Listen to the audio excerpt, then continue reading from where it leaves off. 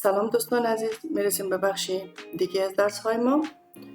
در درس گذشته پیج لیاوت آمودیم تمام کردیم، تمام قسمت هایش آموختیم و امروز میم بخش فارمولا را کار میکنیم و insert function, function library و define names شروع میکنیم. بخیر از قسمت insert function ها بیشتر برای ازیق ما میتونیم ازش استفاده کنیم که بیشترین کاربرد میتونیم فرمول هایی که در اینجا وجود داره و بسیار با آسانی به او دسترسی پیدا میکنیم و بدون از اینکه خود ما یک فرمول نوشته کنیم میتونیم از insert function کار بگیریم. مثلا من اینجا میخوایم allowance و salary را جمع کنم، میایم روی insert function که ما را از سه طریق میتونیم پیدا کنیم. یکی insert function در قسمت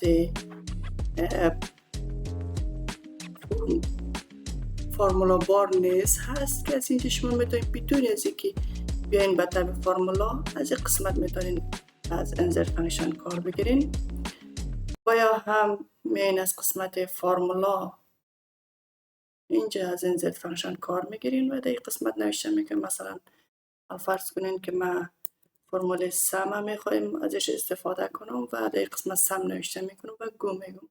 اینجا ببینید سم آمد. اوکی، چی با چی سم شود؟ allowance، خانه دوم کدام هست؟ سالری. بعد از اوکی اینجا ببینیم ایجاد شد، allowance با سالری جمع شد. به این صورت اگر ما بخوایم استفاده کنیم میتونیم که اگر تیبل باشه اتومات روی تمام کالم ها انجام میشه و فعلا ما شبه تیبل داریم، فقط میتونیم با کشیدن علامت مثبت روی تمام کالم های خود تطبیق کنیم. از کانت استفاده میکنیم. این بار در قسمت ما کار میگیرم چون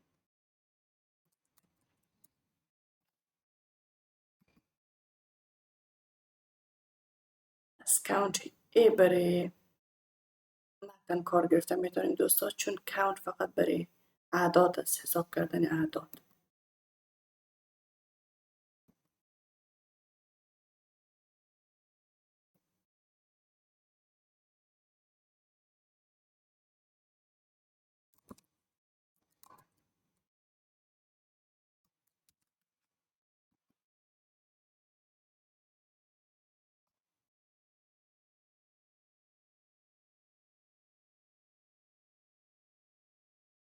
چهارده نفر کارمند داریم دوستان و اینی بود استفاده از insert function که فرمولات مشخصات خوندیم و همچنان در این بخش در قسمت آتوسم ما در قسمت هوم نیز کار کرده بودیم. آتوسم از اینجا شما میتونید از قسمت هوم هم از این گزینه استفاده کنید، سم، افریج، کانس نمبر، مکسیمم و همچنان منیمم با شما مشخص میکنم. مثلا ما میخوایم که بالاترین allowance که در اینجا ما داریم رو پیدا کنم. در قسمت کلیک میکنم، میایم قسمت فارمولا، قسمت آتو و مکسیمم.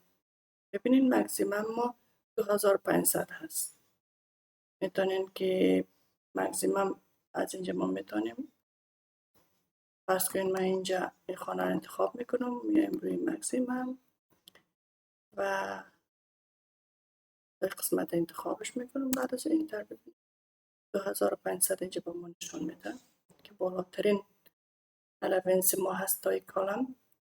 و از قسمت recently use شما میتونین او فرمولایی که استفاده کردین از این قسمت بیشترین استفاده برای شما داشته میتونین کار بگیرین و استفاده کنین. بخش فاینانشیل مکمل فرمولایی در بخش فاینانسی و مالی به کار میایه شما از قسمت میتونین انتخابش کنین و از این فرمولا استفاده کنین بدون اینکه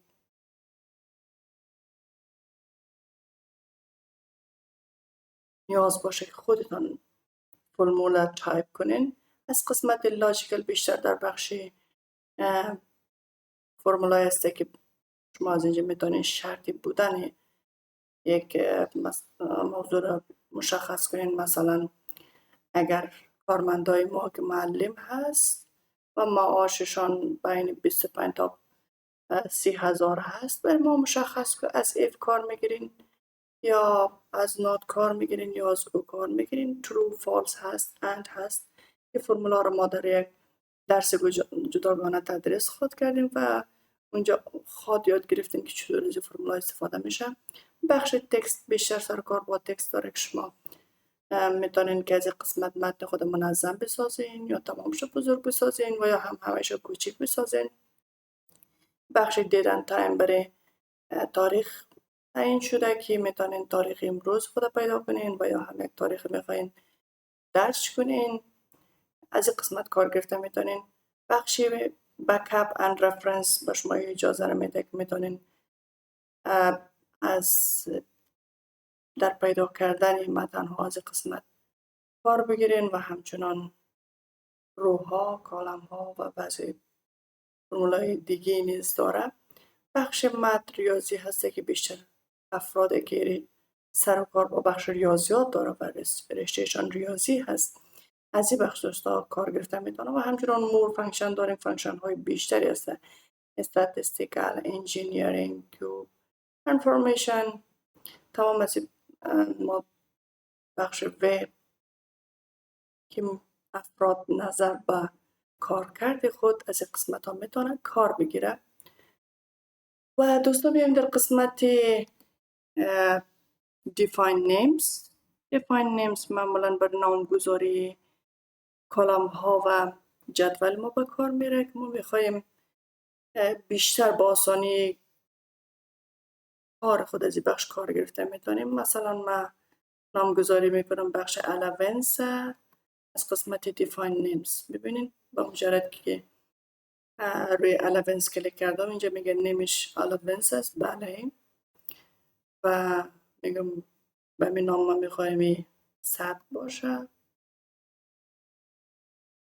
و اینجا از قسمت نیم منیجر بیاییم ما ببینیم 3 تا نام ثبت داریم. یک تیبل 1 است، تیبل 3 هست و allowance است. حال کاربردش شما دوستا دیده میتونین. و از این قسمت میتونیم دوباره یک نام جدید دیفاین کنیم و یا هم ادیتش کنیم. نام خود مثلا allowance میتونیم ادیت کنیم و یا هم دلیتش کنیم. مثلا من تیبل 1 دلیت میکنم، مثلا اینا وجود نداره، قبل وجود داشته. و حالا شما دوستا ببینید در قسمت allowance ما وقتی میخوایم از جمع کار بگیرم ببینین سم با مجردی که من allowance میگم اینجا برای ما میاد چون تعریف شده. ما از قسمت define name این را نامگذاری کردیم به نام allowance. دیگه نیاز نیست که ما بیایم خانه allowance مثلا از اول تا با آخر قسم انتخابش کنم تا یه ارقام با ما جمع شود. در صورتی که از نامگذاری کار نگیرم باید از این فرمول کار بگیرم ولی این کارم انجام نمیتم. من چی کار میکنم؟ من میایم سم قوس باز allowance مثلا اینجا با مجردی که نام نوشته میکنم allowance می دبل کلیک کنین و یادم کلیک بزنین برای شما جمع میکنم. define name کار شما را آسان میسازه.